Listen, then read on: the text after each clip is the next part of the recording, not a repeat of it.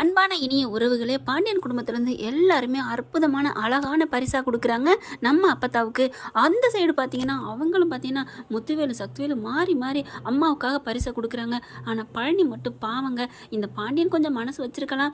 அடுத்து பார்த்தீங்கன்னா கதிரும் ராஜிக்கே தெரியாத அளவுக்கு சர்ப்ரைஸாக அவங்க மாமனார், அவங்க பாட்டி தாத்தா, மாமனார் மாமியார் இல்லை, தாத்தா பாட்டியோட ஃபோட்டோவை வரைஞ்சி கொடுக்குறாங்க. அழகாக அற்புதமாக இருக்குது, சூப்பராக. அப்படியே தாத்தாவை தத்ரூபமாக என்னோட சேர்த்து வச்சுட்டியே அப்படின்னு சொல்லிட்டு பேராண்டி அப்படியே ஒத்திக்கிறாங்க. பேத்தி புருஷன் இல்லையா, 2 ப்ரமோஷனில் இருக்கிறாரு நம்ம கதிர். அடுத்து பார்த்தா எந்த இதுவுமே செய்யக்கூடாதுன்னு சத்தியம் வாங்கிட்டாங்க நம்ம சக்திவேலு குமாரவேலு எல்லாத்துட்டுமே அப்பத்தா. அதனால கொஞ்சம் அடக்கி வாசிக்கிறாரு. இருந்தாலும் அப்பப்போ வாழை அடக்க முடியாமல் அப்படியே எட்டி சுருட்டி வைக்க மாட்டேங்கிறாரு. எட்டி பார்த்துக்கிட்டே இருக்காரு இங்கே சக்திவேலு. அடுத்து பார்த்தா இங்கே சாப்பாட்டுக்கு ரெடி ஆகிட்டு இருக்கு. இங்கே அவங்க சமைக்கிறவங்க என்ன பண்ணுறாங்க, வரலன்னு சொல்லிடுறாங்க இல்லையா. அடுத்து ஆண்கள் எங்கன்னு சொல்லிட்டு இருக்கல, இன்னொரு ஆளை செட் பண்ணி அனுப்பிடுறாங்க. அந்த ஆள் வந்து சமைக்க ஆரம்பிக்கிறாங்க. பாண்டி பார்த்தா நம்ம சமையலில் அவங்க கலக்கிடுறாங்க, சூப்பர் சமையலா.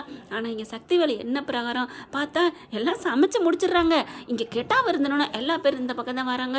சமைக்கிறக்கா ஆர்வம் வந்து உட்காந்தா எல்லா சாப்பாடுமே அப்படி ஏதோ ஒரு இது அவங்களுக்கு வாயில் வச்சா சாப்பிடவே பிடிக்கல. ஒரே மாதிரியா உரப்பும் காரமும் எப்படியோ ஆக்கி வச்சுட்டாங்க. பிடிக்காம எல்லாரும் வான்னு வாந்தி எடுக்கிறாங்க.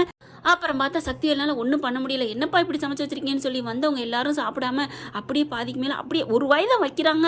அவங்களுக்கு கொமட்டிடுது, உரைச்சிருது, ஹான்னு சொல்லிட்டு அங்கே பாண்டியன் வீட்டில் நல்ல சாப்பாடு கொடுக்குறாங்க. நான் இப்போ தான் சாப்பிட்டு வந்தேன், சூப்பராக இருக்குது அப்படின்னு சொல்லிட்டு போக எல்லாரும் அப்படியே இருந்துச்சு போகிறாங்க. பாண்டியன் குடும்பத்தில் சூப்பர் சாப்பாடியா அப்படின்னு வரவங்க சொல்லவும் எல்லாருமே போய் சாப்பிட்றாங்க. அப்படியே சக்திவேல் பார்க்குறாரு, அண்ணே பாத்தியாண்ணே அவன் வேணுக்குனே பண்ணுறான் அப்படின்னு சொல்லிட்டு துள்ளுறதுக்கு பார்க்குறாங்க. ஆனால் இங்கே முத்துவேல் பேசுகிறாரு இல்லையோ, குமார் இருந்துட்டு அப்பா என்னப்பா நீங்கள் பேசுகிறீங்க, நமக்கு அவங்களுக்கு என்ன சம்மந்தம் இருக்குது, அவங்க சமையல்காரர் நல்லா சமைச்சிருக்காங்க, நல்லா சாப்பாடு போடுறாங்க, நமக்கு வந்த சமையல்காரர் சரியில்லை, அதுக்கு மாமா என்ன பண்ணார், என்னடா மாமாக்குமான்னு ஒரு மாதிரியாக போகுது அப்படின்னு சொல்கிறாங்க. முத்துவேல் வந்துட்டு இங்கே பாரு சக்திவேலு பேசாமல் வாயை மூடிட்டு இருக்கிறியா அப்படின்னு சொல்லிட்டு சமைச்ச சோறு பூரா வீணாக போகுதுங்கிறாங்க.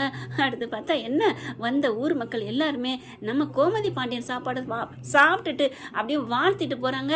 ஆனால் இங்கே சக்திவேலு மண்ணை கவிட்டுருக்காங்க. இவங்களுக்கே பசி வந்துடுது. அடுத்து பார்த்தா அம்மா நீ வந்து சாப்பிடுவாமா அப்படின்னு கூப்பிட்றாங்க. பிறந்தநாள் பேபி நம்ம அப்பத்தாவே கோமதி வீட்டில் தாங்க போய் சாப்பிடுது. அடுத்து அத்தை அண்ணி நீங்களும் வாங்க சாப்பிடுவாங்க அப்படின்னு கூப்பிட, அண்ணே வாங்க அப்பா வாங்கன்னு ராஜி எல்லாருமே கெஞ்சி கேட்குறாங்க. அதனால் எல்லாருமே போய் சாப்பிட வந்துடுறாங்க.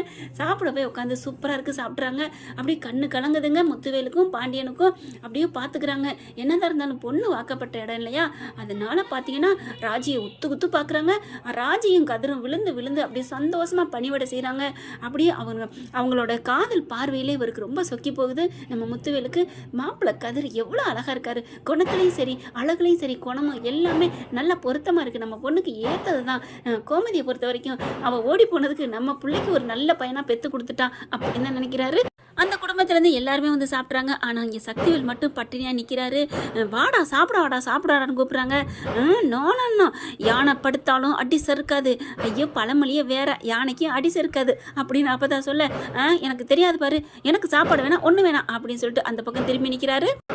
ஓகே ஃப்ரெண்ட்ஸ், பார்க்கலாம், இப்படி தான் போகலாம். இந்த பதிவு உங்களுக்கு பிடிச்சிருந்துச்சுன்னா உங்கள் பொண்ணான கையில் ஒரு லைக்கை போட்டு சப்ஸ்கிரைப் பண்ணிடுங்க. Thank you friends.